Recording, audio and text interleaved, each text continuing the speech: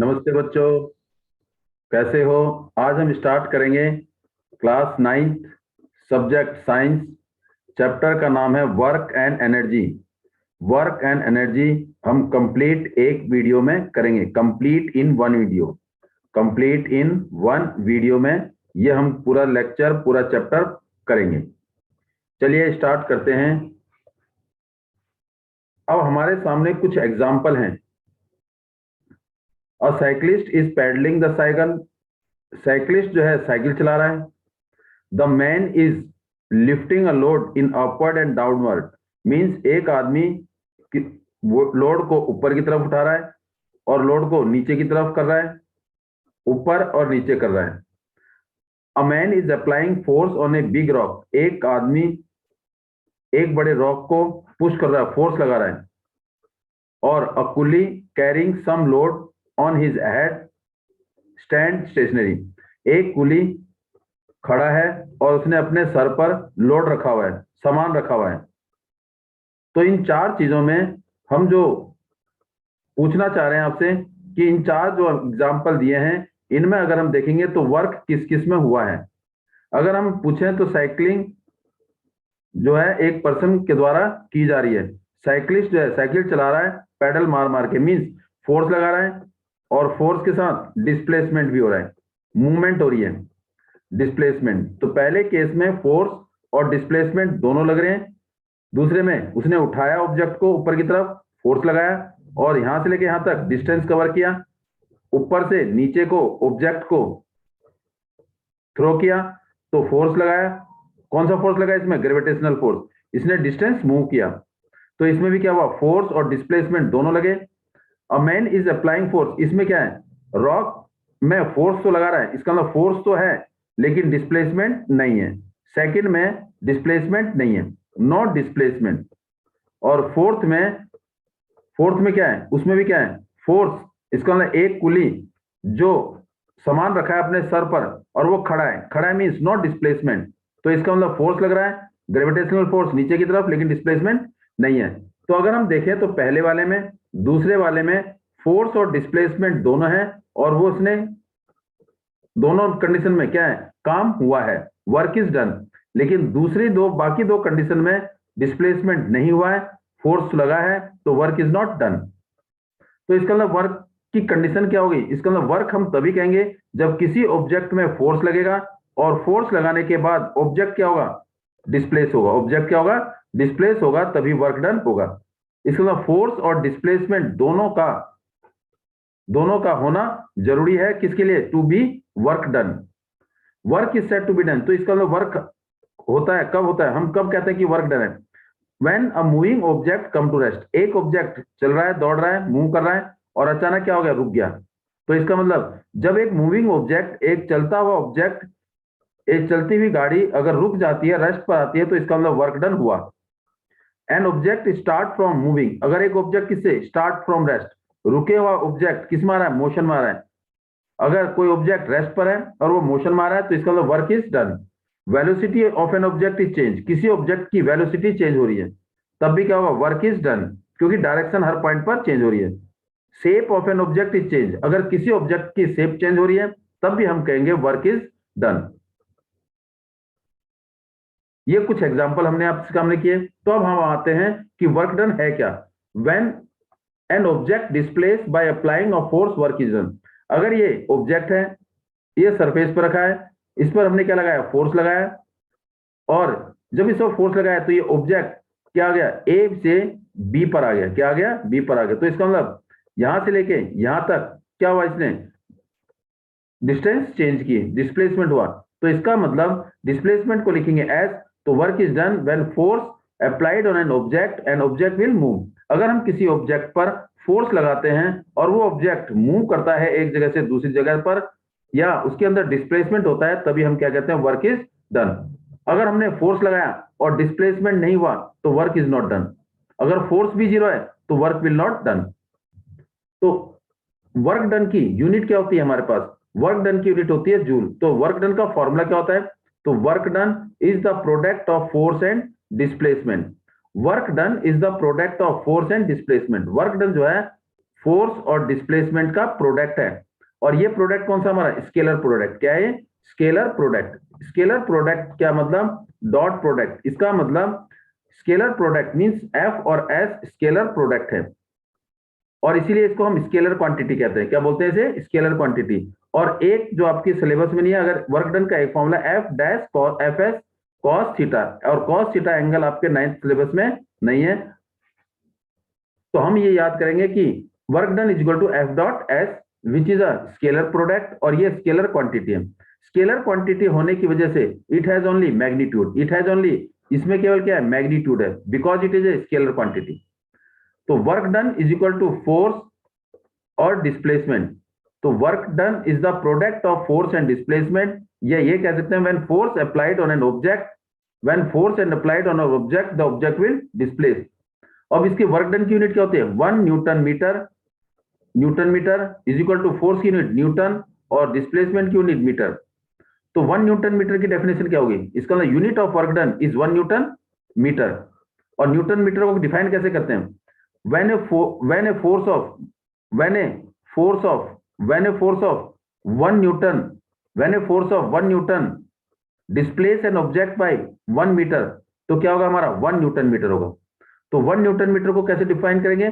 when a force of, देखिए when a force, इसमें लगाएंगे when a force of 1 newton displace an object by 1 meter, displace, ये displacement by 1 meter, when a force of 1 newton when a force of 1 newton displace an object by 1 meter, ऐसे हमारे पे याद हो जाएगा। और 1 न्यूटन मीटर किसके बराबर होता है? 1 जूल के बराबर होता है। इसका मतलब 1 newton metre is equal to 1 joule. तो joule is the unit of energy and newton metre is the unit of work done. तो इसका मतलब वर्क डन और एनर्जी दोनों की यूनिट सेम होती है। इसका मतलब हम वर्क डन की यूनिट को भी जूल कह सकते हैं, और एनर्जी की यूनिट तो जूल होती ही है। तो इसका मतलब यूनिट इज जूल, और 1 जूल किसके बराबर है? 1 न्यूटन मीटर की। तो इसका मतलब product of force and displacement, force and displacement का प्रोडक्ट क्या होता है? वर्क डन होता है। Work is a scalar quantity. क्यों?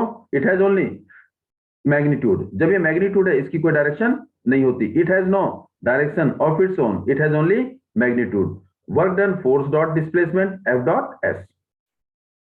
ये हमारे पास वर्क डन का फॉर्मूला था। चलिए मूव करते हैं हम आगे। ऐसा यूनिट इज न्यूटन मीटर और 1 जूल आपने पढ़ लिया। 1 जूल ऑफ वर्क डन अभी आपने पढ़ा। 1, ये क्या है? Work done is equal to 1 newton या फोर्स और इनटू में 1 मीटर। इसका मतलब work 1 joule, work is equal to F dot S, और ये वर्क डन की यूनिट क्या होती है? 1 जूल। क्या होती है? 1 जूल, जिसे हम क्या बोलते हैं? 1 न्यूटन मीटर, जो भी आपने किया था। देखिए 1 जूल। तो 1 joule is the work done when a force of 1 newton displace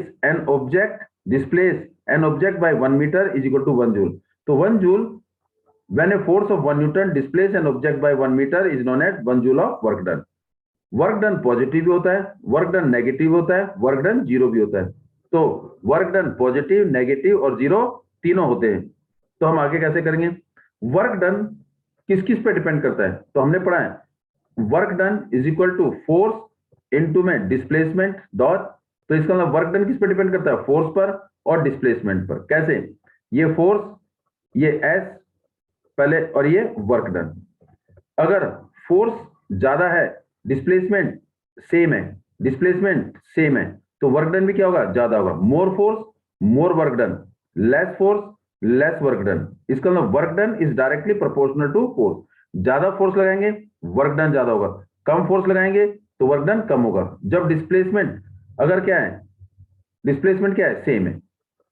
अगर मान लो, अगर हमने क्या कर दिया? एट ए कांस्टेंट फोर्स, अगर कांस्टेंट फोर्स है, इसका मतलब एफ डॉट एफ और ये एस और ये वर्क डन। अगर कांस्टेंट फोर्स है, अगर मोर डिस्प्लेसमेंट तो more work done, less displacement less work done. इसका मतलब work done is directly proportional to the displacement. Work done जो है डिस्प्लेसमेंट के डायरेक्टली प्रोपोर्शनल होगा, means more displacement more work done, less displacement less work done. अब एक एक इसके बेस पर एक एक एग्जांपल कर लेते हैं। कैसे? ये हमारे पास क्या है? फोर्स, और ये क्या है? डिस्प्लेसमेंट, और ये क्या है? Work done. अगर फोर्स डबल कर दिया एट ए कांस्टेंट डिस्प्लेसमेंट तो वर्क डन भी क्या हो जाएगा, डबल हो जाएगा। अगर फोर्स हाफ कर दिया तो वर्क डन भी क्या हो जाएगा, हाफ हो जाएगा। अगर फोर्स ट्रिपल कर दिया तो वर्क डन भी क्या हो जाएगा, ट्रिपल कर दिया हो जाएगा, ऑटोमेटिकली ट्रिपल हो जाएगा, डायरेक्टली प्रोपोर्शनल। अब इससे रिलेटेड हम क्या लेते हैं, इससे रिलेटेड लेते हैं एफ और ये एस और ये वर्क डन। अगर कांस्टेंट फोर्स है, अगर डिस्प्लेसमेंट डबल है तो वर्क डन भी डबल हो जाएगा। अगर कांस्टेंट फोर्स है, डिस्प्लेसमेंट क्या है, 3 टाइम, तो वर्क डन भी क्या हो जाएगा, 3 टाइम हो जाएगा। लेकिन अगर डिस्प्लेसमेंट डबल है, सॉरी फोर्स क्या कर दिया, डबल, डिस्प्लेसमेंट क्या कर दिया, डबल, तो वर्क डन क्या होगा, दोनों का प्रोडक्ट, ये 4 टाइम हो जाएगा। अगर फोर्स कर दिया हाफ और डिस्प्लेसमेंट क्या कर दिया, 4 टाइम, तो वर्क डन क्या होगा, देखो अगर फोर्स क्या कर दिया हाफ और डिस्प्लेसमेंट क्या कर दिया 4 टाइम, तो इसका मतलब वर्क डन ये 2 और ये 4 कटेंगे तो 2, तो बचा क्या, 2 टाइम। अगर मैंने कर दिया फोर्स क्या कर दिया, देखिए एफ डॉट एस और ये वर्क डन, अगर फोर्स क्या कर दिया 3 टाइम, डिस्प्लेसमेंट कर दिया 1/3, तो वर्क डन दोनों का प्रोडक्ट, 3 से 3 कट, तो work done 1 means no change. अगर फोर्स क्या कर दिया 4 टाइम, डिस्प्लेसमेंट क्या कर दिया हाफ, तो वर्क डन 2 1 जा 2, 2 2 जा 4, तो क्या हो जाएगा, डबल हो जाएगा। इस तरीके से हम वर्क डन चेंज होता है बाय अप्लाइंग फोर्स और डिस्प्लेसमेंट हम ऐसे कैलकुलेट कर सकते हैं। तो इसका मतलब greater force greater the amount of work done और वाइस वर्सा, कम फोर्स कम वर्क डन। दूसरा किस पे डिपेंड करता है, डिस्प्लेसमेंट पे। Greater the displacement greater the amount of work done और वाइस वर्सा। अगर डिस्प्लेसमेंट ज्यादा है तो वर्क डन ज्यादा, डिस्प्लेसमेंट कम तो वर्क डन भी कम। यहां पर क्या कह रहा है, positive work done. Positive work done क्या होता है, पॉजिटिव वर्क डन जब हमने किसी ऑब्जेक्ट पर क्या लगाया, फोर्स लगाया, ये फोर्स लगाया, जैसे ये फोर्स लगाया तो ये ऑब्जेक्ट इसी डायरेक्शन में मूव कर रहा है, तो इट मीन जब फोर्स और डिस्प्लेसमेंट दोनों की डायरेक्शन क्या है, सेम, फोर्स एंड डिस्प्लेसमेंट दोनों की डायरेक्शन सेम हो तो वर्क इज पॉजिटिव, तो क्या होगा हमारा पॉजिटिव वर्क डन। अब जैसे हमने क्या करा, एक पत्थर ऊपर से नीचे फेंका, एक पत्थर ऊपर से नीचे फेंका, जब पत्थर को ऊपर से नीचे फेंका तो उसकी हाइट या डिस्प्लेसमेंट ये हो गया, लेकिन इस पर जो फोर्स लग रहा है वो नीचे की तरफ लग रहा है, इसका मतलब अर्थ ऑब्जेक्ट को अपनी ओर खींच रही है, इसका मतलब फोर्स की डायरेक्शन और डिस्प्लेसमेंट की डायरेक्शन दोनों सेम है, तो पॉजिटिव वर्क डन। अगर पत्थर को नीचे फेंकेंगे तो पॉजिटिव वर्क डन, क्यों, क्योंकि फोर्स और डिस्प्लेसमेंट दोनों की डायरेक्शन क्या है, सेम है। दूसरा क्या कह रहा है, अगर कैसे, अगर मान लो F dot S is equal to work done, formula पढ़ा है, एक हमने पढ़ा है कॉस थीटा, लेकिन कॉस थीटा सिलेबस में नहीं है। इसका मतलब अगर ये फोर्स है और यही डिस्प्लेसमेंट है तो इसका मतलब दोनों के बीच में एंगल कितना बन रहा है, 0 का बन रहा है। तो इसका मतलब एंगल अगर फोर्स और डिस्प्लेसमेंट के बीच में 0 हो, अगर if the angle is between force and displacement is 0, then work done is equal to F dot S. तो क्या होगा, एफ डॉट एस, और वो क्या होगा हमारा पॉजिटिव वर्क डन। कब, जब फोर्स और डिस्प्लेसमेंट के बीच में एंगल 0 या फोर्स और डिस्प्लेसमेंट दोनों क्या एक तरह से पैरेलल भी हो सकती हैं। तो ये कह रहा है when force act in the direction of the motion, जब फोर्स मोशन की डायरेक्शन में डिस्प्लेसमेंट की डायरेक्शन में एक्ट को, तो इसका मतलब तब क्या होता है, पॉजिटिव वर्क डन। आपको एग्जांपल बताया कि एक पत्थर ऊपर से नीचे फेंका। अब इसमें एक एग्जांपल और देखा है, a child pulled a toy with a string horizontally on the ground, hence the work done is positive. ये क्या है, कार है, तो कार को क्या करा, एक बच्चे ने पुल किया, खींचा, तो इसका मतलब फोर्स इस डायरेक्शन में और ये कार भी इस डायरेक्शन में आ रही है, तो इसका मतलब वर्क डन इज पॉजिटिव। तो तब हमारा क्या होगा, F dot S is equal to work done. इसके बाद क्या है, नेगेटिव वर्क डन।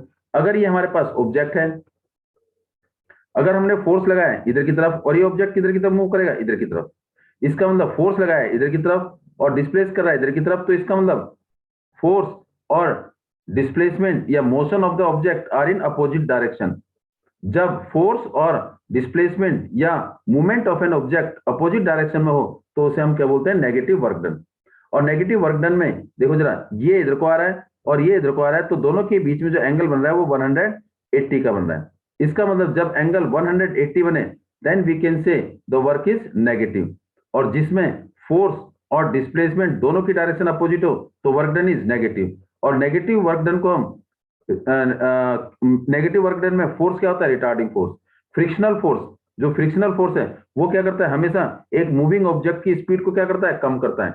अगर फोर्स इधर को लग रहा है और जो ऑब्जेक्ट इधर को जा रहा है तो रुक जाएगा, वो रुक जाएगा। तो इसका मतलब frictional force always act in the opposite direction of the moving object. एक ऑब्जेक्ट मूव कर रहा है, उसके अपोजिट डायरेक्शन में फ्रिक्शनल फोर्स लगता है, जो उस टाइम वर्क डन क्या होता है, नेगेटिव होता है। और जो फोर्स होता है वो क्या होता है, रिटार्डिंग फोर्स। एक एग्जांपल और देखिए, अगर किसी ऑब्जेक्ट को नीचे से ऊपर फेंकते हैं, नीचे से ऊपर फेंकते हैं, तो उसकी वेलोसिटी घट जाती है, तो वो ऑब्जेक्ट किसी हाइट पर जाके रुक जाता है। क्यों?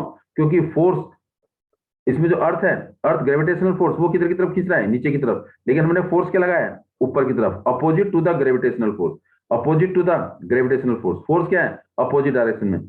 फोर्स, इसका मतलब फोर्स क्या है, अपोजिट डायरेक्शन, मींस हमने ऊपर की तरफ फेंका, लेकिन अर्थ क्या कर रही है, इस ऑब्जेक्ट को नीचे की तरफ खींचने की कोशिश कर रही है, उसकी स्पीड घट रही है, उसके नीचे की तरफ लगा रही है, नीचे की तरफ मूवमेंट कर रही है, तो इसका मतलब नीचे की तरफ खींचने की कोशिश करे, तो इसका मतलब when an object is thrown vertically upward, तो उस केस में वर्क डन क्या होगा, नेगेटिव होगा।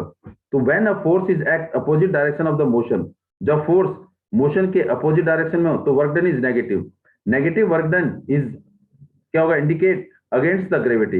If work done is against the gravity it is taken as negative. अब इसमें एक एग्जांपल देखा बड़ा अच्छा, अगर हमने फुटबॉल पर किक, में फुटबॉल है, फुटबॉल पर किक मारा, इसका मतलब फोर्स इधर की तरफ लगा, तो फुटबॉल आगे की तरफ मूव किया, तो इसमें फोर्स लगाया और मोशन आगे की तरफ हुआ, तो ये वर्क डन क्या हो गया, पॉजिटिव हो गया। क्या हो गया, पॉजिटिव। लेकिन जब फुटबॉल ग्राउंड पर रोल कर रही है तो उसकी स्पीड क्या होती है, घट जाती है। इसका मतलब ग्राउंड इस बॉल पर फोर्स लगा रहा है, ये मोशन बॉल की इधर की तरफ और फोर्स, फ्रिक्शनल फोर्स इधर की तरफ लग रहा है, तो दोनों की डायरेक्शन क्या होगी, अपोजिट होगी। तो यहां पर केस में क्या होगा, नेगेटिव। इसका मतलब जब बॉल को हमने किक किया तो फोर्स लगाया, जिस डायरेक्शन में फोर्स लगाया बॉल उसी डायरेक्शन में मूव करी, तो इसका मतलब पॉजिटिव वर्क डन। लेकिन जब फुटबॉल ग्राउंड को रोल करते हुए आगे की तरफ गई तो ग्राउंड उस बॉल पर फोर्स लगा रहा था, कौन सा, फ्रिक्शनल फोर्स, और बॉल किधर की तरफ जा रही थी, आगे की तरफ, दोनों की डायरेक्शन अपोजिट है, तो क्या हो गया इसका मतलब, नेगेटिव वर्क डन। तो इसका मतलब यहां पर एक ही कंडीशन, दो अलग अलग कंडीशन क्रिएट होगी एक ही इवेंट में। When we kick the football lying on the ground, जब ग्राउंड में कोई बॉल थी उस पर हमने किक किया, तो force of our kick move the football, उसने बॉल को आगे की तरफ मूव किया, तो इसका मतलब here the direction of the force and the motion of the football is same. Force की डायरेक्शन, मोशन की डायरेक्शन दोनों सेम है, तो वर्क डन इज नेगेटिव। लेकिन बॉल, फुटबॉल जो है थोड़ी सी देर में क्या होती है, उसकी स्पीड बहुत कम हो जाती है, रुक जाती है। क्यों? फ्रिक्शनल फोर्स की वजह से। और ये फ्रिक्शनल फोर्स हमेशा अपोजिट डायरेक्शन में करता है मोशन के, मतलब जो ऑब्जेक्ट जिस डायरेक्शन में मूव कर रहा था, फ्रिक्शनल फोर्स उसके अपोजिट डायरेक्शन एक्ट कर रहा था। यहां पर क्या हो गया, यहां पर क्या हो गया, नेगेटिव वर्क डन। क्या हो गया, नेगेटिव वर्क डन। फिर कह रहा है zero work done. Zero work done का मतलब है, जीरो वर्क डन का मतलब है या तो फोर्स जीरो होगा या डिस्प्लेसमेंट जीरो होगा। डिस्प्लेसमेंट जीरो होगा, दोनों में से अगर कोई भी जीरो होता है तो वर्क डन इज जीरो। तो displacement is equal to zero. वो कब होता है, अगर मान लो ये ऑब्जेक्ट है और इस ऑब्जेक्ट, ये मास है, इस पर क्या लगाया हमने, एक फोर्स लगाया, ऊपर से हमने फोर्स लगाया, परपेंडिकुलर फोर्स। अगर किसी ऑब्जेक्ट पर अगर हम परपेंडिकुलर फोर्स लगाते हैं, 90 डिग्री का फोर्स लगाते हैं, जब एंगल कितना होता है, 90 डिग्री, जब परपेंडिकुलर फोर्स किसी ऑब्जेक्ट पर लगता है तो वो ऑब्जेक्ट मूव नहीं करता है, तो उसकी डिस्प्लेसमेंट क्या होती है, जीरो। तो जीरो डिस्प्लेसमेंट है तो work done zero. No work will be done when force applied on an object is perpendicular या at right angle। अगर किसी ऑब्जेक्ट पर 90 डिग्री का एंगल या परपेंडिकुलर फोर्स लगे तो उसमें वर्क डन क्या होगा, जीरो होगा। अब कैसे, इसमें एग्जांपल दे रखा है, moon move round the earth in a circular path, here the force of gravitation act on the moon at right angle to the direction of the motion, so work done is zero। इसका मतलब moon किसके चारों तरफ चक्कर लगा रहा है, अर्थ के चारों तरफ चक्कर लगा रहा है। ये क्या है हमारे पास, अब यहाँ पर क्या है, ये अर्थ है, अर्थ में ये मान लो मून है, मून क्या कर रहा है, इसके चारों तरफ चक्कर लगा रहा है, तो इसका मतलब when moon is revolving round the earth, तो इसका मतलब ये हमारे पास क्या, रेडियस, और ये जो मून जो है इसके चारों तरफ चक्कर लगा रहा है, तो इसका मतलब ये क्या है, इस पॉइंट पर क्या है, टेंजेंट है। और रेडियस, इसका मतलब moon revolve round the earth, earth के जो चारों तरफ चक्कर लगा रहा है वो टेंजेंशियली लगा रहा है, टेंजेंशियली मीन टच करता हुआ, एक टेंजेंट है। और रेडियस हमेशा क्या होगा, परपेंडिकुलर होता है टेंजेंट के ऊपर। तो जितने भी सर्कुलर पाथ में ऑब्जेक्ट मूव करते हैं तो वो हमेशा क्या होंगे, वर्क डन वहां पर क्या होगा, जीरो होगा। क्यों? क्योंकि जो रेडियस है वो क्या होता है, परपेंडिकुलर टू द टेंजेंट। तो जो फोर्स लग रहा है वो ये लग रहा है, और इसकी जो डिस्प्लेसमेंट इस पे देखो मूव हो रही है तो 90 डिग्री का है, फोर्स क्या लग रहा है इसमें, 90 डिग्री का फोर्स क्या लग रहा है, 90 डिग्री का। तो परपेंडिकुलर फोर्स हमेशा work done is equal to zero. चलिए हमारे कुछ एग्जांपल है। अब कुली लिफ्ट, अब इसे लिफ्ट किया देखो ध्यान से, इसका मतलब कुली ने एक लगेज को उठाया, उठाया मतलब सम हाइट, इसका मतलब कुली लिफ्ट लगेज ऑफ, इसका मतलब ग्राउंड पर लगेज है, ये लगेज है, इसको क्या करा, उठाया, और उठा के कितने किलोग्राम का है, ये जो इसका जो मास है वो कितना है 15 kilogram, 15 kilogram means F M is equal to 15 kilogram इसका मास है फ्रॉम द ग्राउंड। इसका मतलब जो ग्राउंड से ऊपर उठाया तो इसका मतलब इस ऑब्जेक्ट में फोर्स लगाया, और इस फोर्स लगा के ये ऑब्जेक्ट क्या हो बेटे, कुछ डिस्टेंस कवर किया, कुछ हाइट कवर की, and put on his head, उठा के उसने अपने सर पर रखा, मतलब नीचे से उठाया, डिस्प्लेसमेंट हुआ ऑब्जेक्ट का, नीचे से उठाया तो डिस्प्लेसमेंट हुआ, डिस्प्लेसमेंट हुआ कहाँ रखा, सिर पर, अबव द ग्राउंड। तो इसका हाइट कितनी है इसकी 1.5 मीटर, ये डिस्टेंस हो गया। तो m इज इक्वल टू 15 और डिस्टेंस s कितना हो गया, s is sorry displacement is equal to 1.5 metre. तो work calculate the work done, अब वर्क डन निकालना है, तो वर्क डन कैसे निकलेगा, work done is equal to F dot S, F dot S, अब हमारे पास f की वैल्यू क्या है पता नहीं है, तो what is f, f is equal to क्या होता है m इंटू ए, और a क्या है इसमें g, क्योंकि एक्सकेलरेशन ड्यू टू ग्रेविटी की वजह से, तो ये क्या होगा f m g और ये इंटू में s, तो m कितना है हमारे पास 15 और g कितना है हमारे पास 10, g की वैल्यू या तो 10 लेंगे या 9.8 मीटर पर सेकंड स्क्वायर, और न्यूमेरिकली सॉल्व करने के लिए हम 10 भी ले सकते हैं। 10 इंटू में s कितना है 1.5, तो इसको मल्टीप्लाई करेंगे तो क्या आएगा 225 न्यूटन, तो इतना वर्क डन हुआ, न्यूटन मीटर, न्यूटन मीटर या 225 जूल, ये आ गया। चलिए मूव करते हैं आगे हम। एनर्जी, अगर हमारे पास एनर्जी है तो हम काम कर सकते हैं, काम तभी करेंगे जब हमारी बॉडी के अंदर एनर्जी होगी। इसका मतलब वर्क डन और एनर्जी, वर्क डन और energy are inter related to each other and both are depend on each other, हर दोनों एक दूसरे के ऊपर डिपेंड है, इसीलिए जो यूनिट एनर्जी की होगी वही यूनिट किसकी होगी, वर्क डन की होगी। इसका मतलब वर्क डन और एनर्जी दोनों सेम है। कार्य करने की कैपेसिटी, क्षमता को हम क्या बोलते हैं, energy. Capacity of doing work is known as energy. Energy का जो सोर्स है वो क्या है, सूरज, nucleus of atom, interior of the earth, earth के नीचे, या टाइड, हाई टाइड और लो टाइड, ये सारे के सारे क्या है, they are the source of energy, energy के सोर्स, मतलब इनसे हमें एनर्जी मिलती है। लेकिन जो सबसे बड़ा सोर्स ऑफ एनर्जी है वो कौन है, सन। सन इज द अल्टीमेट और the biggest source of energy, सबसे ज्यादा जो एनर्जी मिलती है वो हमें सन से मिलती है। लेकिन इसमें एक बड़ा अच्छा पॉइंट है, अगर मान लो किसी एक ऑब्जेक्ट पर हम क्या करते हैं, कोई फोर्स लगाता है, वर्क डन करता है, इसका मतलब वर्क, जिसने काम किया, फोर्स लगाया इस ऑब्जेक्ट के ऊपर, तो ये ऑब्जेक्ट क्या हुआ, डिस्प्लेस हुआ। जिसने काम किया इस ऑब्जेक्ट के ऊपर, जिसने इस पर फोर्स लगाया, उसने क्या करा, वर्क डन इस ऑब्जेक्ट पर किया। इसका मतलब जिसने फोर्स लगाया, जिसने वर्क डन किया, वर्किंग बॉडी जो काम करा जिसने इस ऑब्जेक्ट के ऊपर, तो उसने एनर्जी क्या की, लॉस की, उसने एनर्जी क्या की, लूज की, और इस ऑब्जेक्ट ने एनर्जी गेन की। जितनी एनर्जी किसी पर्सन ने इसको पुश करने में लगाया, उतनी एनर्जी इस ऑब्जेक्ट ने गेन की, जिसकी वजह से ये ऑब्जेक्ट क्या हुआ, आगे मूव करा। इसका मतलब वर्क डन बाय और वर्क डन ऑन, जो वर्क डन बाय है, जो करेगा, जिसके द्वारा किया जाएगा, वो एनर्जी लॉस करेगा, और वर्क डन ऑन, जिसके ऊपर वर्क डन होगा, वो एनर्जी गेन करेगा। किसी पर्सन ने इसके ऊपर फोर्स लगाया या वर्क डन किया, तो पर्सन ने एनर्जी क्या की, लॉस की, और इस ऑब्जेक्ट के ऊपर काम हुआ, work done on the object, तो ये क्या हो गया, एनर्जी गेन करेगा, मींस पॉजिटिव एनर्जी। तो इसका मतलब amount of energy process by a body is equal to the amount of work done. किसी ऑब्जेक्ट के अंदर जो एनर्जी होगी वो किसके बराबर, वर्क डन के बराबर होगी। इसका मतलब working body loss energy and body on which work is done gain energy. जैसे कोई पर्सन है, ये पर्सन है, इसने क्या करा, इस ऑब्जेक्ट पर क्या लगाया, फोर्स लगाया, क्या लगाया, फोर्स। तो इसका मतलब work done by this person, by this person और ऑन दिस ऑब्जेक्ट, तो जो काम कर रहा है, इसका मतलब वो एनर्जी क्या कर रहा है, लॉस करता है, वर्क डन तो एनर्जी लॉस, और on which the work is done energy gain. तो इसका मतलब ऑब्जेक्ट ने गेन की, जिसकी वजह से ये मूव हुआ। फिर अगला है एनर्जी। एनर्जी, और जब आपने कहा energy work done both are inter related, interconnected to each other, तो इसका मतलब एनर्जी, अगर हमारा वर्क डन स्केलर क्वांटिटी है तो energy is also scalar quantity. Scalar quantity का मतलब है only magnitude, it has only magnitude, ये केवल क्या रखता है, मैग्नीट्यूड। ऐसा unit of energy is joule, bigger unit is kilo joule. Bigger unit क्या होती है, किलो जूल, और किलो जूल कितने जूल के बराबर, 1000 जूल के बराबर। दूसरी energy mega joule, mega joule में कितनी, 1000 किलो जूल। 1000 किलो जूल का मतलब क्या है, 1000, और 1 किलो में 1000 जूल। तो 30 कितनी जीरो होगी, 10⁶ जूल। तो 1 mega joule is equal to 10⁶ joule. तो 1 मेगा जूल, इसको हम लिख सकते हैं 1 mega joule is equal to 10⁶ और ये जूल। तो एनर्जी की जो फॉर्म है वो क्या है, काइनेटिक एनर्जी।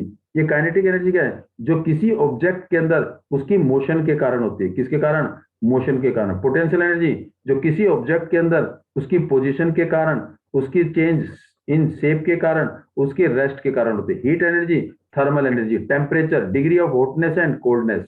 और chemical energy due to the presence of chemical reaction.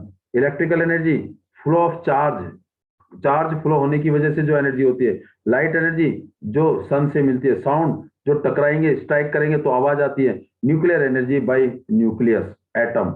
तो एटम से जो हमें एनर्जी मिलती है वो क्या होती है, न्यूक्लियर एनर्जी।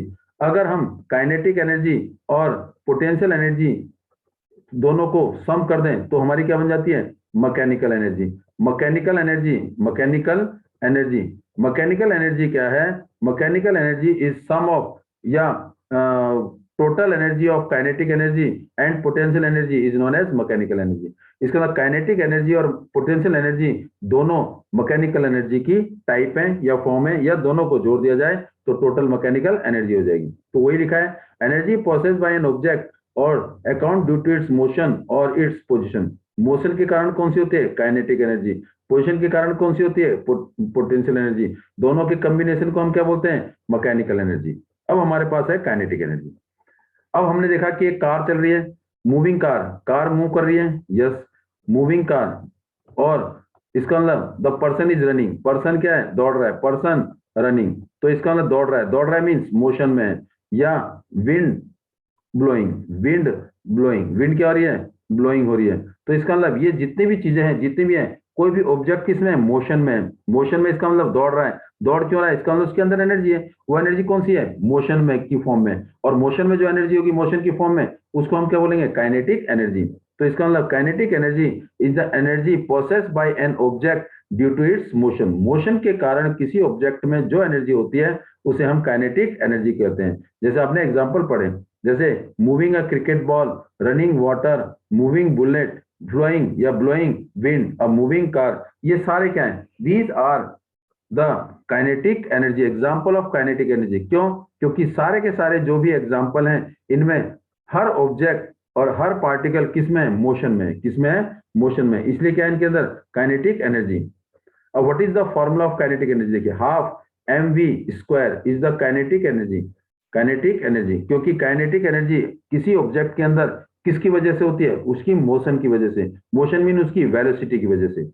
अब इसे प्रूफ कैसे करेंगे, देखिए, अगर कोई ऑब्जेक्ट m है, इफ एन ऑब्जेक्ट m, इसका object m having a mass m kg, अगर एक ऑब्जेक्ट जिसका मास m kg है मूव कर रहा है with uniform velocity, already in motion में, u is the uniform velocity, और इसने क्या करा, कुछ डिस्टेंस कवर किया। डिस्टेंस कवर किया, इसका मतलब a से कहां गया हूं, b पर गया। a से b पर गया तो e कवर्ड सम डिस्टेंस। इसका मतलब जब कोई ऑब्जेक्ट जिसकी वेलोसिटी u है और वो एक डिस्टेंस मूव कर रहा है और उसके ऊपर क्या लगाया, कांस्टेंट फोर्स लगाया, इसका मतलब डिस्टेंस मूव करेगा, तो इसका मतलब अगर हमने इस पर फोर्स लगाया तो उसकी वेलोसिटी चेंज होगी। एक ऑब्जेक्ट जिसकी इनिशियल वेलोसिटी u है उस पर हमने फोर्स लगाया, और जब फोर्स लगाएंगे तो उसकी वेलोसिटी चेंज होगी। चेंज होगी तो वो कुछ ना कुछ डिस्टेंस कवर करेगा, और वो क्या आ गया, s। और जब उस पर फोर्स लगाया तो उसकी वेलोसिटी चेंज होगी, और v क्या होगी, उसकी फाइनल वेलोसिटी। तो वेलोसिटी u से क्या हो गया, v हो गया, चेंज इन वेलोसिटी। और change in velocity with respect to time या rate of change of time, तो उसे हम क्या बोलेंगे, एक्सक्लेरेशन। इसका मतलब हमारे पास u से वेलोसिटी क्या होगी, v होगी। कब, अप्लाइंग सम फोर्स, और अप्लाई फोर्स करने के बाद उसने कुछ ना कुछ डिस्टेंस कवर किया। तो इसका मतलब हमारे पास एक फॉर्मूला हो गया, work done, work done is equal to force into displacement s। और वर्क डन को हम लिख रहे हैं W, तो F क्या हमारे पास, m into a, mass into velocity, m into a, क्योंकि F किसके बराबर होता है, mass into acceleration. m is the mass of an object, a is the acceleration, F is the force. Force की यूनिट न्यूटन, मास की unit kilogram, a की unit metre पर second. अब यहां पर s, MAS, mass into acceleration into में s, BUT, but क्या हमारे पास, second equation, third equation, sorry, third equation of motion. Third equation of motion. Third equation of motion क्या कहता है हमारे को? थर्ड इक्वेशन मोशन कहता है 2as is equal to we square minus you square. तो यहां से किसकी वैल्यू निकालेंगे? एम ए एस की। किसकी? चलो यहां से ए की वैल्यू निकालेंगे। A is equal to we square minus you square upon में 2s। तो इस ए की वैल्यू किसमें पुट कर देंगे? इक्वेशन नंबर फर्स्ट में। ये फर्स्ट और ये सेकेंड। तो put value of a, put value of a, value of a in equation first. Equation first में लिख देंगे। तो इक्वेशन फर्स्ट क्या हमारे पास?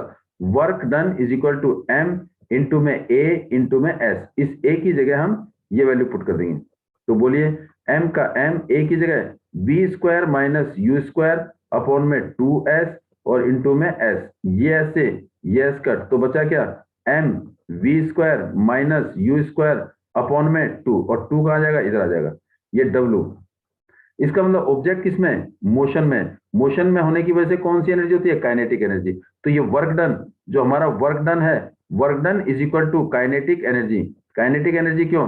Due to its motion, due to its motion. Motion के कारण जो एनर्जी है वो क्या है? Kinetic energy. तो एनर्जी किस कौन सी? काइनेटिक। तो ये क्या आएगा? Half M we square minus में यू स्क्वायर। ये हमारे पास काइनेटिक एनर्जी है। लेकिन but when object start from rest, जब ऑब्जेक्ट क्या होगा? Start from rest. तो इसका मतलब start from rest, start from rest. कभी ऑब्जेक्ट स्टार्ट फ्रॉम रेस्ट से हो तो यू क्या हो जाता है हमारा? जीरो। यू क्या हो जाएगा? जीरो। तो हमारे पास एनर्जी, काइनेटिक एनर्जी क्या होगी? Half M we square. ये हमारे पास काइनेटिक एनर्जी हो जाएगी। काइनेटिक एनर्जी का formula half M we square. ये वेरिफिकेशन ऑफ काइनेटिक एनर्जी है। अब यहाँ पर हमारे पास पॉइंट क्या आता है? हमारे पास पॉइंट आता है कि काइनेटिक एनर्जी किस किस फैक्टर पर डिपेंड करती है। On what factor the kinetic energy depend?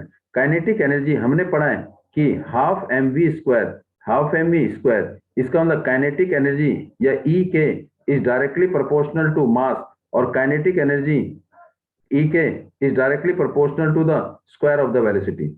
इसका मतलब m और e एनर्जी के, इसका मतलब mass and kinetic energy is directly proportional to mass. Directly का मतलब एक चीज बढ़ रही है तो दूसरी भी घट रही है। अगर मास ज्यादा तो काइनेटिक एनर्जी भी ज्यादा, मास कम तो काइनेटिक एनर्जी भी कम। अगर मास डबल है तो काइनेटिक एनर्जी क्या हो जाएगी? डबल हो जाएगी। क्या हो जाएगी? डबल। अगर मास आधा कर दिया तो काइनेटिक एनर्जी भी हाफ हो जाएगी। अगर मास ट्रिपल कर दिया तो काइनेटिक एनर्जी भी ट्रिपल हो जाएगी। क्यों? Directly proportional. अब दूसरा है वेलोसिटी। इट मीन v का स्क्वायर और e के काइनेटिक एनर्जी। तो kinetic energy is directly proportional to square of the velocity. Kinetic energy is directly proportional to the square of the velocity. अगर इस velocity क्या कर दी? इसका मतलब velocity बढ़ेगी तो काइनेटिक एनर्जी भी बढ़ेगी। कितनी बढ़ेगी? स्क्वायर बढ़ेगी। अगर वेलोसिटी घटेगी तो काइनेटिक एनर्जी भी घटेगी। कितनी? स्क्वायर घट जाएगी। कैसे स्क्वायर घट जाएगी? अगर कैसे स्क्वायर? अगर मान लो वेलोसिटी क्या कर दी? वेलोसिटी क्या कर दी? स्क्वायर डबल कर दी। तो डबल का स्क्वायर, डबल कर दी उसका स्क्वायर 4, तो काइनेटिक एनर्जी 4 टाइम हो जाएगी। अगर वेलोसिटी ट्रिपल कर दी तो काइनेट इसका क्या करेंगे? स्क्वायर करेंगे, तो काइनेटिक एनर्जी क्या हो जाएगी? 9 टाइम हो जाएगी। अगर वेलोसिटी क्या कर दी? हाफ, तो हाफ का स्क्वायर, तो 1 का स्क्वायर 1 और ये 1/4, तो ये जाएगा 1/4 स्क्वायर हो जाएगी। अब हम दोनों को कंबाइन करते हैं। किसको? दोनों को। दोनों को कंबाइन का मतलब क्या है? ये मेरे पास मास आ गया, ये वेलोसिटी का स्क्वायर आ गया, एक एनर्जी कौन सी? काइनेटिक। अगर मास डबल कर दिया और वेलोसिटी क्या कर दी? डबल, तो डबल का क्या होगा? स्क्वायर। तो काइनेटिक एनर्जी कितनी हो जाएगी? इन दोनों को मल्टीप्लाई, तो 2 को और 2 को किससे मल्टीप्लाई करेंगे? 2 का स्क्वायर। 2 का स्क्वायर कितना होता है? 4। तो 2 इंटू 4 इज इक्वल टू क्या हो जाएगा? 8 टाइम। तो काइनेटिक एनर्जी 8 गुना हो जाएगी। कब? जब हम मास को डबल करेंगे और वेलोसिटी भी डबल करेंगे। अब हमने क्या कर दिया? मास को डबल कर दिया और वेलोसिटी क्या कर दी? हाफ कर दी। तो हाफ का क्या हो जाएगा? स्क्वायर। हाफ का स्क्वायर, क्योंकि वेलोसिटी का स्क्वायर है, तो 2 का 2 और हाफ का स्क्वायर क्या होगा? 1/4 हो जाएगा। हाफ का 1/4, 2 1 जा 2, 2 2 जा 4, तो 1/2 आ जाएगा। तो काइनेटिक एनर्जी 2 हो जाएगी। अब हमने क्या कर दिया? मास क्या कर दिया? 4 टाइम कर दिया। मास क्या कर दिया? 4 टाइम, और वेलोसिटी क्या कर दी? हाफ कर दी। तो हाफ का स्क्वायर, मास क्या कर दिया? 4 टाइम, वेलोसिटी क्या कर दी? हाफ, और इसका स्क्वायर करेंगे, तो 4 टाइम इंटू में हाफ 1/2 का स्क्वायर कितना होता है? 4, 4 से 4 कट, तो बचा कितना? 1। काइनेटिक एनर्जी कितनी हो जाएगी? 1 हो जाएगी। 1 mean same, no change in kinetic energy. अब एक और करते हैं, अगर मान लो मास क्या कर दिया डबल और काइनेटिक वेलोसिटी क्या कर दी ट्रिपल, तो ट्रिपल का स्क्वायर करेंगे, 3 का स्क्वायर 9, 9 को 2 से मल्टीप्लाई, 9 को 2 से मल्टीप्लाई 18, तो काइनेटिक एनर्जी 18 गुना हो जाएगी।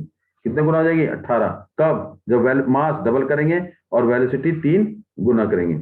चलिए आगे क्या कह रहा है numerical, an object of mass is equal to 15 kg, m कितना है बेटे 15 kg, moving with uniform velocity b, b कितना हमारे पास 4 मीटर पर सेकेंड, ये आ गया। तो what is the kinetic energy, ये तो सीधा फॉर्मूला है, kinetic energy is equal to half M we square, तो हाफ का हाफ एम कितना मेरे पास 15 और वी कितना मेरे पास 4 का स्क्वायर, तो इज इक्वल टू 1/2 15 और 4 का स्क्वायर कितना हो जाएगा 16, तो 2 1 जा 2 और 16 ये आ गया 8, तो 15 इंटू 8 और ये कितना आएगा मेरे पास 120 और ये क्या आएगा जूल हो जाएगा, क्या हो जाएगा जूल। तो kinetic energy is equal to 120 joule हो जाएगी, कब, जब किसी ऑब्जेक्ट का मास 15 किलोग्राम है और उसकी वेलोसिटी कितनी है 4। चलिए अब हमारे पास नेक्स्ट टॉपिक है पोटेंशियल एनर्जी। अब पोटेंशियल एनर्जी क्या है,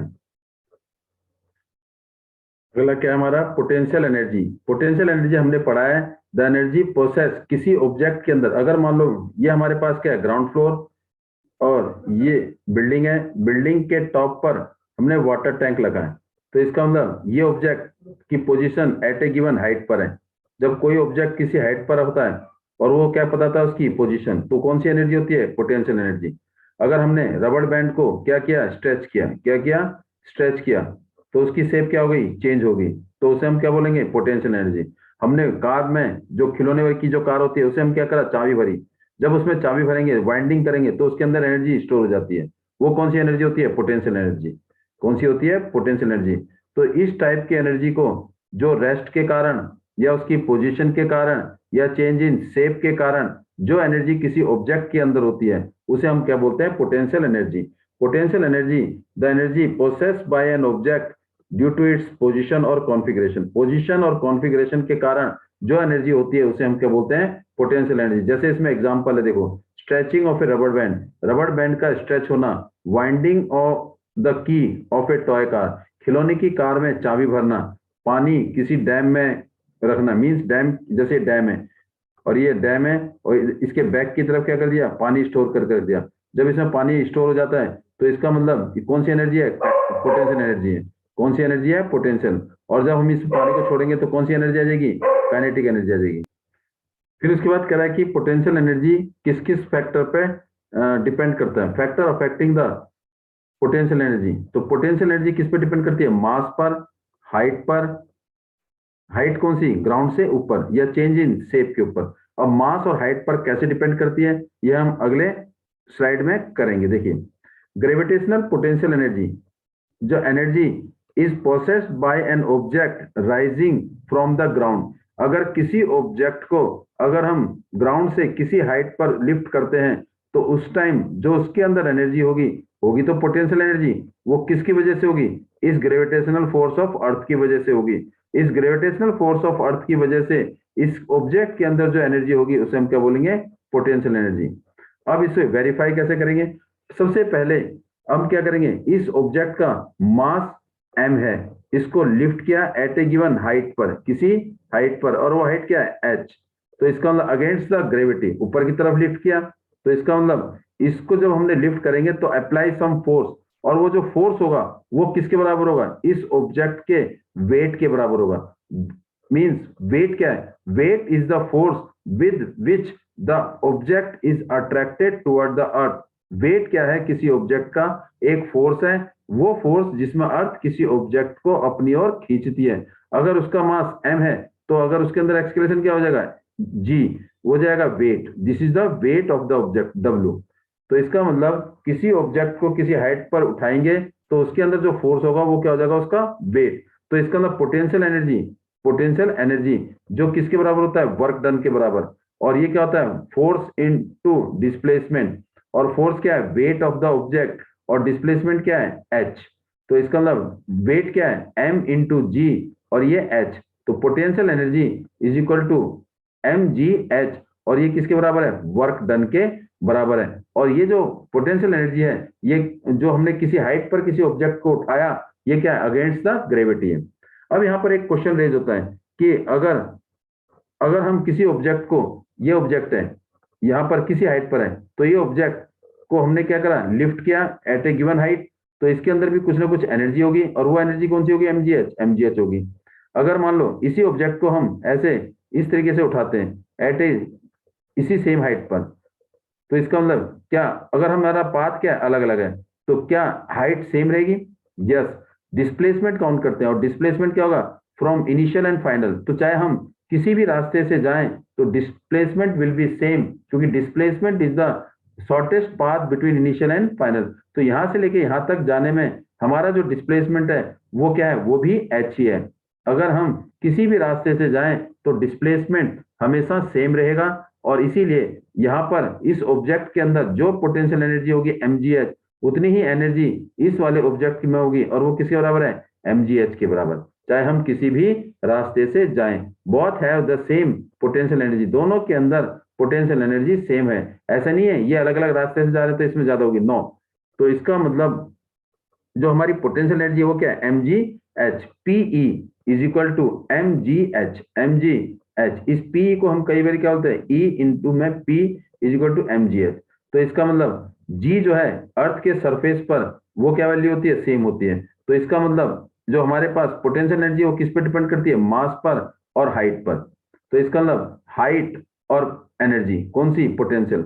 अगर हाइट ज्यादा है तो पोटेंशियल एनर्जी भी ज्यादा होगी। इसका मतलब जितनी ज्यादा हाइट पर किसी ऑब्जेक्ट को उठाएंगे तो उसमें पोटेंशियल एनर्जी क्या हो जाएगी, बढ़ती जाएगी। मोर हाइट मोर पोटेंशियल एनर्जी, अगर हाइट कम है तो पोटेंशियल एनर्जी भी कम है।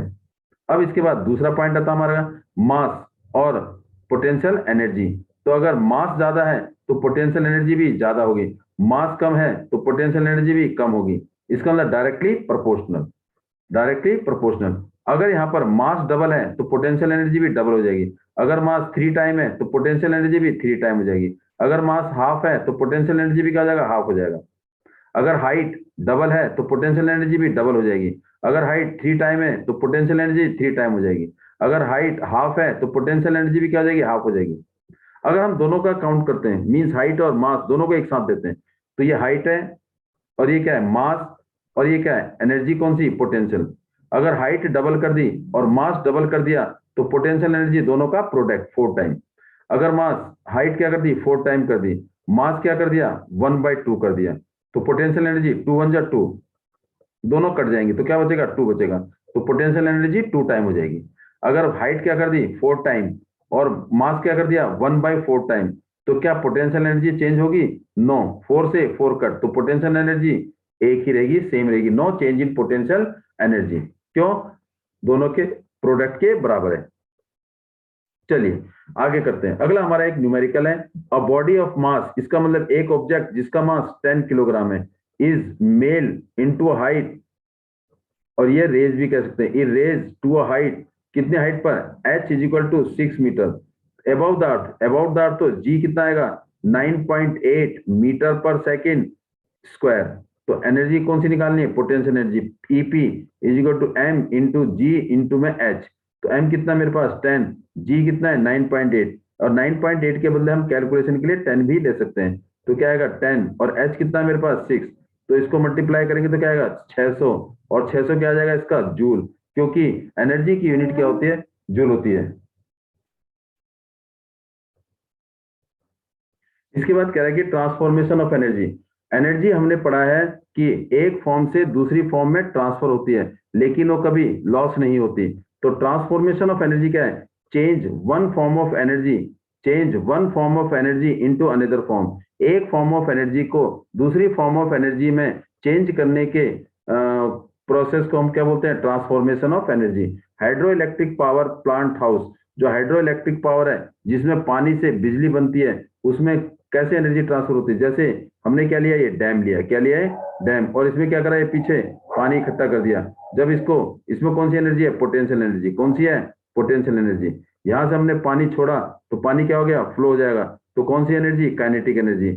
और आगे क्या लगेगा, टरबाइन होगा, क्या होगा, टरबाइन, और वो टरबाइन क्या होगा, रोटेट होगा। जब टरबाइन रोटेट होगा तो इलेक्ट्रिकल एनर्जी प्रोड्यूस होगी, और वो डायनेमो या जनरेटर में इकट्ठी हो जाएगी। तो इसका मतलब hydro electric power plant potential energy को काइनेटिक एनर्जी में और काइनेटिक एनर्जी को इलेक्ट्रिकल एनर्जी में कन्वर्ट करते हैं।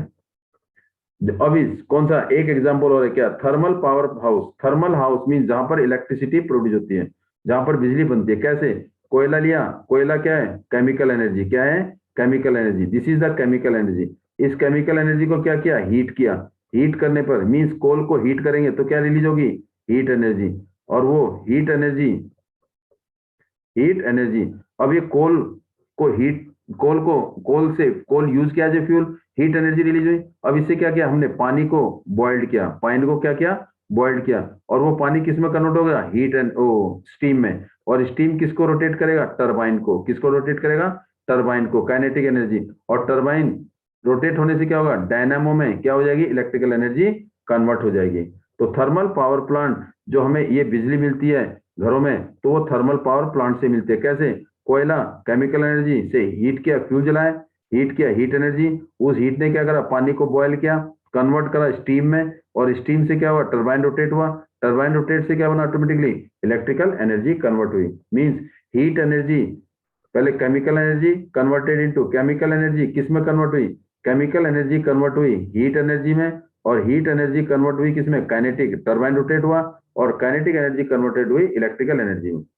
chemical energy converted into heat energy converted into kinetic energy, और kinetic energy converted into electrical energy। फिर हमारा एक और सबसे बेस्ट एग्जांपल है जो हम यूज करते हैं, फोटोसिंथेसिस प्रोसेस। फोटोसिंथेसिस प्रोसेस में सोलर एनर्जी यूज होती है। और सोलर एनर्जी कौन यूज करता है, प्लांट, लीव्स। और वो क्या करते हैं, प्रिपेयर करते हैं, क्या, खाना बनाते हैं। तो इसका मतलब सोलर एनर्जी कन्वर्टेड इनटू किसमें, केमिकल एनर्जी। और केमिकल एनर्जी जो स्टोर होती है किसकी फॉर्म में होती है, फूड की फॉर्म में।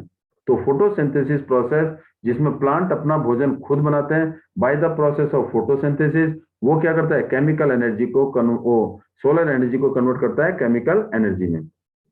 अब law of conservation of energy, इसमें पॉइंट क्या है, law of conservation of energy क्या है कि energy neither be created nor be destroyed. ना तो एनर्जी जनरेट होती है और ना ही लॉस होती है, but it can transfer one form to another. ये एक फॉर्म से दूसरी फॉर्म में कन्वर्ट होती है, लेकिन जनरेट और क्रिएट नहीं होती। जब ये जनरेट और क्रिएट नहीं होती तो why we need to conserve, हमें कंजर्व बचाने की जरूरत क्यों है, हमें बचाने की इसलिए जरूरत है क्योंकि हमें जो एनर्जी मिलती है, हमें जो एनर्जी मिलती है वो मिलती कहाँ से, तो वो मिलती कहाँ से, किसी रिसोर्स या किसी सोर्स से, किसी सोर्स से। तो जो एनर्जी हमें मिली, जिस सोर्स से मिली, उसको हमें सेव करना चाहिए, उसे हमें कंजर्व करना चाहिए। फॉर एग्जाम्पल हमने क्या लिया, कोल लिया। जब हम कोल को बर्न करेंगे तो हमें क्या मिलेगी, हीट एनर्जी मिलेगी। या फ्यूल, जो coal as a fuel, heat energy मिली। तो एनर्जी कब मिली, जब हमने कोल को बर्न किया। तो इसका मतलब coal is the resources, coal is the source which provide us energy. अगर कोल हम यूज करेंगे तो हमें एनर्जी मिलेगी, लेकिन अगर हम कोल को यूज करते रहे तो कोल की परसेंटेज कम हो जाएगी। इसीलिए हमें कोयले को ज्यादा से ज्यादा बचाना चाहिए। तो इसका मतलब एनर्जी कंजर्व करने के लिए हमें एनर्जी के सोर्सेज को कम कंजर्व करना चाहिए, बचाना चाहिए। क्योंकि हम ये कहते हैं कि energy neither be created nor be destroyed. तो why we need to conserve, we have to conserve, we have to save only the source from where we get the energy। तो इस तरीके से एनर्जी क्या होती है, कंजर्व होगी। अब ये law of conservation of energy का मतलब क्या है, energy neither be created nor be destroyed, it remain same during the chemical reaction. या एक फॉर्म दूसरी फॉर्म में कन्वर्ट हो जाता है। अब इसे वेरीफाई करेंगे। हमने क्या ले लिया, यहाँ देखिए ये सरफेस ऑफ द अर्थ है। इस सरफेस ऑफ अर्थ के ऊपर क्या है, हमने किसी हाइट पर एक ऑब्जेक्ट को लिफ्ट कर दिया। ये हमने कंडीशन ले ली ए, एक कंडीशन ले ली हमने बी, और एक कंडीशन ले ली हमने सी ग्राउंड पर। अब ये सी, तो यहां से लेके यहां तक की हाइट कितनी है हमारे पास, एच है। ये हमने एच ले लिया, और यहां से यहां तक की हाइट क्या हो जाएगी, एक्स हो जाएगी ये। अब यहां पर देखिए, इसका मतलब जो एनर्जी ए पर है उतनी एनर्जी बी पर है, उतनी एनर्जी सी पर है। तो पहले किस पे लिखेंगे, ए पर। एट ए, एट ए, एक ऑब्जेक्ट है जिसका मास m है और उसको किस हाइट पर रेज किया, h पर। तो इसका मतलब एट ए में उसकी क्या है, पोटेंशियल एनर्जी, उस पर काइनेटिक एनर्जी नहीं है क्योंकि वो रेस्ट पर है। तो पोटेंशियल एनर्जी mgh, क्योंकि m is the mass of object जो हमने किसी हाइट पर उठाया। h हाइट पर देखिए, यहां से यहां तक क्या है, h हाइट है, दिस इज द h। और g क्या है, एक्सलेशन ड्यू टू ग्रेविटी। तो potential energy at A is equal to mgh, और काइनेटिक एनर्जी इसका मतलब ऑब्जेक्ट रेस्ट पर है तो काइनेटिक एनर्जी जीरो। तो total energy at A, total mechanical energy या टोटल एनर्जी, एनर्जी कौन सी, मैकेनिकल एनर्जी, एम ई। तो वो हमारे पास फॉर्मूला क्या है, पोटेंशियल एनर्जी प्लस में काइनेटिक एनर्जी। और पोटेंशियल एनर्जी क्या है, एम जी एच प्लस में zero is equal to m g h. तो अगर हम देखें ए पर, एट ए पर जो टोटल एनर्जी है वो क्या है, एम जी एच है। चलिए अब किस पर निकालते हैं, बी पर, एट बी, एट बी। अब यहाँ पर क्या है, ऑब्जेक्ट, ये ऑब्जेक्ट है। अगर मान लो ये ऑब्जेक्ट है और इसको हमने नीचे की तरफ छोड़ा, तो इसका मतलब जब ऑब्जेक्ट को हम ऊपर से नीचे छोड़ते हैं तो इसका मतलब u equal to zero. U क्या होता है, हमेशा जीरो। जब ऑब्जेक्ट को ए से कहाँ तक छोड़ा, बी तक छोड़ दिया, तो इसका मतलब ए से बी तक आया। तो जब ए से नीचे की तरफ उसको ऑब्जेक्ट को छोड़ा तो इसका मतलब u इक्वल टू जीरो हो जाएगा, u इक्वल टू जीरो। जब इसका मतलब ऑब्जेक्ट को छोड़ा तो ए से बी आ गया, तो उसकी पोटेंशियल एनर्जी कम होगी और वो पोटेंशियल एनर्जी किस में कन्वर्ट होगी, काइनेटिक एनर्जी में। तो कैसे, u इक्वल टू जीरो, जब u इक्वल टू जीरो है तो यहां से लेके ए से बी तक का डिस्टेंस, ये टोटल हाइट कितनी है, h है। तो h में से किसको माइनस कर देंगे, x को, तो ये क्या आ जाएगा, h माइनस एक्स आ जाएगा। देखो ये टोटल यहां से यहां तक क्या है, h है, h में से इसको माइनस कर दिया तो h माइनस एक्स आ गया। तो इसका मतलब A B height, A B जो हाइट है हमारे पास क्या है, h माइनस एक्स है। u equal to zero, u equal to zero. तो अब क्या निकालेंगे इसमें, पोटेंशियल एनर्जी, u जीरो है एट बी। तो PE, P means m g h, m g h, m g और एच क्या है मेरे पास, ये एक्स है, क्या है ये, x, m g x, potential energy m g x, m g x. और हमने निकालना क्या है, हमने निकालना क्या है, काइनेटिक एनर्जी। काइनेटिक एनर्जी क्या होती है, half M we square, half M we square. तो ये हाफ एम वी स्क्वायर होता है काइनेटिक एनर्जी। तो kinetic energy is equal to half M we square, और वी स्क्वायर की वैल्यू क्या होगी, वी स्क्वायर की वैल्यू क्या होगी, हमें पता है u equal to zero, v equal to zero. According to third equation, two a s is equal to क्या होता है, v square minus you square. अब यहाँ पर a की जगह क्या हो जाएगा, g हो जाएगा, और s इज द डिस्टेंस। इसका मतलब जब ऑब्जेक्ट को ऊपर से नीचे फेंका, जब ऑब्जेक्ट को ए से बी तक आया तो उसका एस क्या हो गया, एच माइनस एक्स, क्या हो गया, एच माइनस एक्स। तो s is equal to from A to B, from A to B, h minus x means s from, s from किससे, ए टू बी, ए से बी तक, तो क्या हो गया, एच माइनस एक्स आ गया। तो h minus x is equal to we square minus u कितना है, जीरो का स्क्वायर। तो क्या आएगा, टू जी एच माइनस क्या आ जाएगा हमारे पास, x, two g x, two g x. ये हमारे पास आ गया टू जी एक्स, ये हमारे पास क्या आ गया, two g x is equal to, two g x is equal to क्या आ गया, वी स्क्वायर। तो v square is equal to two ji h minus two g x. हमारे पास फॉर्मूला क्या है, हाफ एम वी स्क्वायर। तो देखो इसका kinetic energy is equal to half M we square.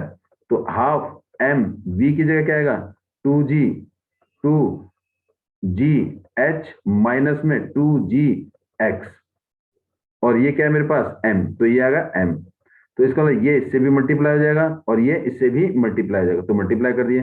To M by two को किससे, टू जी एच से, तो क्या आएगा, m अपॉन में टू इंटू में टू जी एच माइनस m अपॉन में टू, देखो ये इससे भी मल्टीप्लाई हो जाएगा, m अपॉन में टू इंटू में टू जी एक्स, ये टू से ये टू कट, ये टू से ये टू कट, तो बचा क्या, m g h minus m g x. ये क्या है, काइनेटिक एनर्जी कहां पर, ए एट बी पर, एट बी पर। तो पोटेंशियल एनर्जी क्या है, एम जी एक्स, और काइनेटिक एनर्जी क्या है, एम जी एच माइनस में एम जी एक्स। तो total energy, total energy at B, total energy at B पर टोटल एनर्जी क्या होगी, उसे हमने कैलकुलेट करना है। तो कैसे करेंगे, total energy is equal to at B is equal to kinetic energy plus में पोटेंशियल एनर्जी। और काइनेटिक एनर्जी क्या है, ये काइनेटिक एनर्जी है। तो क्या लिखेंगे इसमें, देखिए इसको आप थोड़ा सा रब कर देते हैं।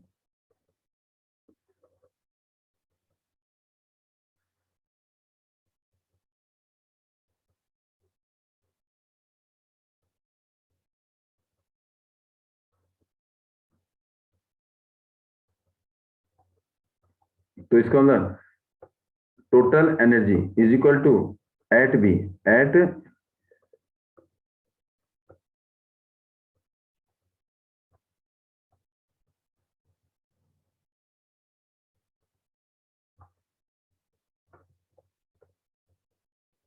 टोटल एनर्जी कहां पर, एट बी पर।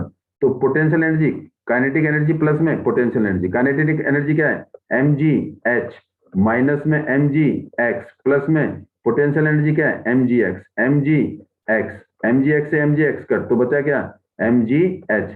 तो इसका मतलब b पर एनर्जी क्या है, mg h। तो a पर भी mg h, b पर भी mg h। अब निकालेंगे c पर, एट c पर हमारा क्या है, हाइट क्या होगी, zero, h is equal to zero हो गया क्योंकि ग्राउंड पर आ गया, तो हाइट क्या होगी, जीरो होगी, हाइट क्या होगी, zero, height is equal to zero. तो इसका मतलब पोटेंशियल एनर्जी क्या हो जाएगी, zero, potential energy is equal to zero. तो at x PE equal to zero, potential energy is equal to zero. B U T but क्या होगा हमारे पास, two ji H is equal to we square minus you square, क्योंकि ऊपर से object कहाँ फेंका, नीचे की तरफ, जब नीचे की तरफ फेंका तो ग्राउंड पर टच हो गया, तो इसका मतलब ग्राउंड पर टच होने से बी क्या होगा हमारे पास, ये इनिशियल वेलोसिटी क्या होती है, जीरो, और ग्राउंड पर टच होने से पहले वेलोसिटी क्या होगी, वी स्क्वायर। तो u इक्वल टू जीरो हो गया, तो वी स्क्वायर की वैल्यू निकालनी है। तो हमारे पास क्या है, two ji H is equal to we square minus you square, तो two ji H is equal to we square. तो ये हमारे पास वी स्क्वायर की वैल्यू आ गई। अब निकालना क्या है, kinetic energy, kinetic energy is equal to half M we square. तो हाफ एम वी स्क्वायर की जगह टू जी एच, टू से टू कट, बचा क्या, एम जी एच, ये क्या मेरे पास काइनेटिक एनर्जी। तो हमारे पास निकालनी क्या है, total energy, total energy at C, C पर टोटल एनर्जी क्या हो जाएगी, क्या करेंगे, total energy kinetic energy plus में पोटेंशियल एनर्जी, तो दोनों को प्लस कर देंगे। देखिए total energy is equal to kinetic energy plus में पोटेंशियल एनर्जी। काइनेटिक एनर्जी क्या है, mgh और पोटेंशियल एनर्जी क्या है, जीरो, तो क्या आ जाएगा, mgh। इसका मतलब c पर एनर्जी क्या है, mgh। इसका मतलब a पर, b पर, c पर एनर्जी क्या है, सेम है। तो इसे हम बोलते हैं law of conservation of energy. Means energy neither be created not destroyed but it can transfer, ये ट्रांसफर हुई है ना कि डिस्ट्रॉय है। ऊपर से नीचे आने में, ऊपर से नीचे आने में जो पोटेंशियल एनर्जी जितनी कम हुई है उतनी काइनेटिक एनर्जी बढ़ गई। काइनेटिक एनर्जी क्यों बढ़ी, क्योंकि स्पीड बढ़ गई। और जब नीचे से ऊपर फेंकते हैं तो पोटेंशियल एनर्जी बढ़ जाती है। बढ़ती क्यों है पोटेंशियल एनर्जी, क्योंकि हाइट बढ़ती है। और काइनेटिक एनर्जी, जितनी पोटेंशियल एनर्जी बढ़ी उतनी काइनेटिक एनर्जी घट जाएगी। क्यों घटेगी, क्योंकि जब पत्थर ऊपर फेंकते हैं तो हाइट बढ़ती है और स्पीड कम हो जाती है, इसलिए पोटेंशियल एनर्जी बढ़ती है और काइनेटिक एनर्जी कम होती है। इसके बाद हमारा अगला टॉपिक है पावर। अगर हम कोई काम किसी को दिया, मान लो एक गर्ल को एक ऑब्जेक्ट क्या कहा कि ए से बी तक रखिए, एक एक्स से वाई पर इस ऑब्जेक्ट को रखिए, तो किसी ऑब्जेक्ट को एक ए ने रखने में कितना टाइम लिया, 10 सेकंड रखे, और उसी ऑब्जेक्ट को बी ने कितने सेकंड रखे, 15 सेकंड रखे, रखने में लगाया। तो इसका मतलब किसने जल्दी काम किया, ए ने जल्दी काम किया एज कंपेयर टू बी। तो इसका मतलब how fast A has done, A ने फास्ट काम किया एज कंपेयर टू बी। तो इसका मतलब जो जल्दी काम करेगा उसके पास उतनी ही पावर होगी ज्यादा। इसका मतलब ए ने जल्दी काम किया तो उसके पास ज्यादा पावर थी, और बी ने कम समय में काम किया तो उसके पास पावर कम थी। तो इसका मतलब पावर क्या हो गया, how fast one can do work, कितनी जल्दी कोई काम कर सकता है, उसी को हम क्या बोलते हैं, पावर। तो पावर क्या होता है, power is the rate of doing work, rate of doing work means कार्य करने की दर को हम क्या बोलेंगे, पावर बोलेंगे। और power rate of doing, rate represent करता है विद रेस्पेक्ट टू टाइम। तो rate of doing work means power is equal to work done upon में टाइम, वर्क डन अपॉन में टाइम। और वर्क डन क्या होता है हमारा, एनर्जी, और एनर्जी अपॉन में टाइम। तो power is equal to energy upon में टाइम। तो power is the rate of doing work and power is equal to energy upon में टाइम। और पावर की यूनिट क्या होती है, 1 वॉट होती है। क्या होती है, 1 वॉट। और 1 वॉट किसके बराबर होता है, 1 जूल अपॉन में 1 सेकेंड, क्योंकि एनर्जी की यूनिट होती है जूल और पावर की यूनिट होती है सेकेंड। तो इसका मतलब 1 watt is the unit of power, और वो किसके बराबर होता है, 1 जूल अपॉन में 1 सेकेंड। अगर आपसे पूछे define 1 what, define 1 what, define 1 what, देखो पावर ऑफ 1 वॉट। तो अगर आपसे पूछे what do you understand by power of 1 watt, the power of is 1 watt when 1 joule of work done, when 1 joule of work done, when 1 joule of work done in 1 second, in 1 second। अगर कोई भी work एक joule work अगर एक second में होता है तो उसे हम क्या बोलते हैं, पावर इज 1 वॉट। व्हेन, ये लिखेंगे when 1 joule work is done in 1 second. When 1 joule means 1 watt is equal to 1 joule upon में 1 second, means power is 1 watt when 1 joule of work done 1 joule of work done in 1 second. अगर 1 joule काम 1 second में होता है तो हम क्या बोलते हैं, 1 वॉट। जो वॉट है वो छोटी यूनिट है, बड़ी यूनिट किलोवाट, और उससे बड़ी यूनिट मेगावाट। किलोवाट कितने वाट के बराबर, 1000 वाट के बराबर, और मेगावाट 10 की पावर 6 वाट के बराबर। अब यहाँ पर पावर की जो फॉर्मूला बताया आपने, एनर्जी अपॉन में टाइम, तो power is equal to energy upon में टाइम, एनर्जी अपॉन में टाइम। तो एनर्जी क्या होता है, वर्क डन, और वर्क डन क्या होता है, फोर्स और डिस्प्लेसमेंट अपॉन में time, F dot S upon में टी, और एस अपॉन में टी डिस्टेंस, डिस्प्लेसमेंट अपॉन में टाइम, वो क्या होती है, वेलोसिटी होती है। तो पावर हमारा एनर्जी अपॉन में time is equal to F dot S upon में T is equal to F force into velocity. तो पावर का एक दूसरा फॉर्मूला हो गया, force into velocity is known as power. तो इसका मतलब power is the defined as rate of doing work, या रेट ऑफ एनर्जी कंजप्शन, या rate of doing work, work done upon में time. Unit of power is what. 1 what क्या बेटे, when 1 joule of work done in 1 second. अगर 1 second में 1 joule काम होता है तो उसको हम क्या बोलते हैं, पावर इज 1 वॉट। तो power is equal to F into S upon में टी, एस अपॉन में टी क्या हो गया, वेलोसिटी हो गया। तो power is equal to force into velocity, force into average speed या average velocity is known as power.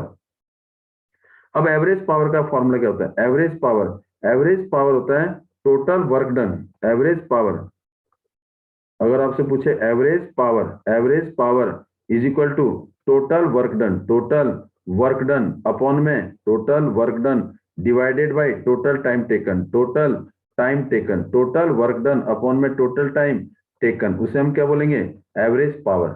जितना काम किया और जितना काम करने में जितना टाइम लगा उसे हम क्या बोलेंगे, एवरेज पावर बोलेंगे। फिर उसके बाद क्या रहा है, कॉमर्शियल यूनिट ऑफ एनर्जी। हमने पढ़ा है कि एसआई यूनिट ऑफ एनर्जी वो क्या होती है, जूल होती है, लेकिन कॉमर्शियल यूनिट ऑफ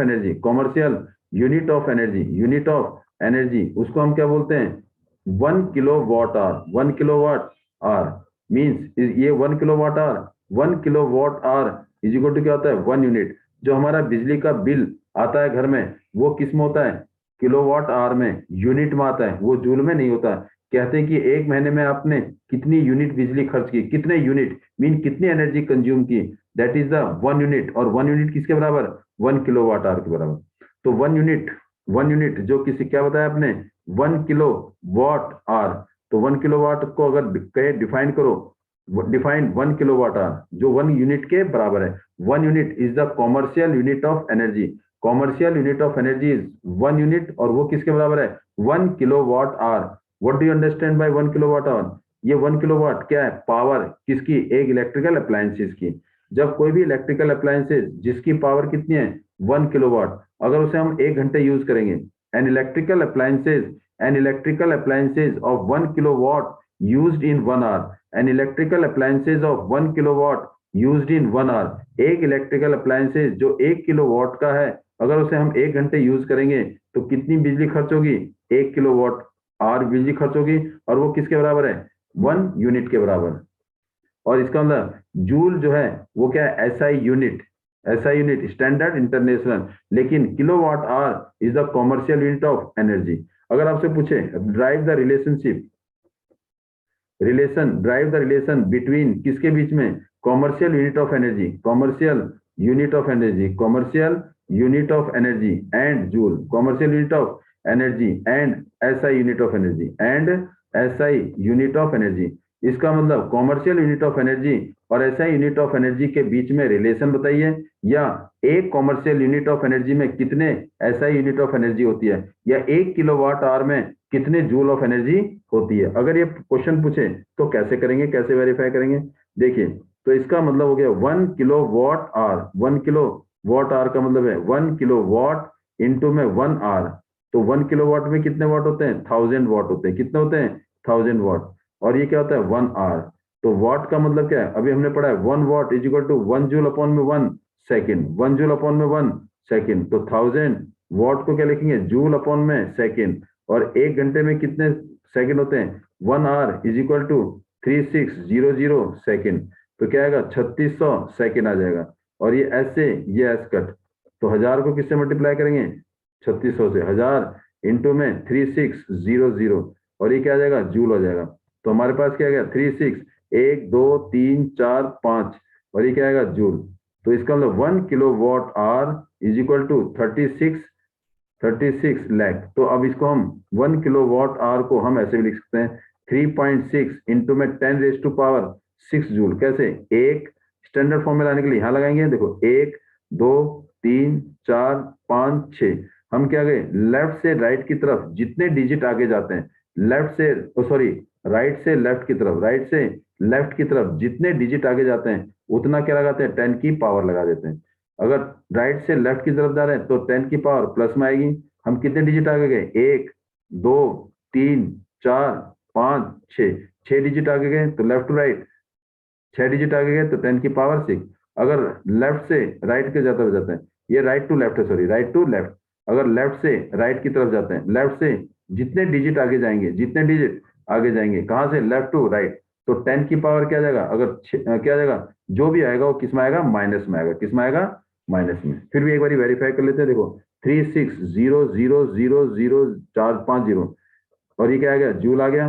तो 336 इंटू में कितनी जीरो है, 1 2 3 4 5, 1 2 3 4 5, तो ये क्या होगा, 10 की पावर 5 आ गया। अब ये 10 की पावर 5 कैसा है, इसका मतलब 10 को कितनी बारी मल्टीप्लाई किया, 5 बारी, और ये क्या आ गया 36। अब इसको भी क्या करेंगे, 10 से मल्टीप्लाई कर देंगे, 10 से डिवाइड करेंगे।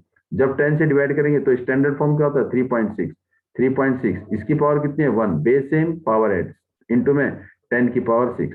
तो हम इसको ऐसा करने की जरूरत नहीं है, सीधा ही कर देंगे। तो क्या करेंगे, सीधा एक बार फिर देखिए, तो मैंने आपसे क्या कहा है, 1 किलोवाट किसके बराबर आ गया,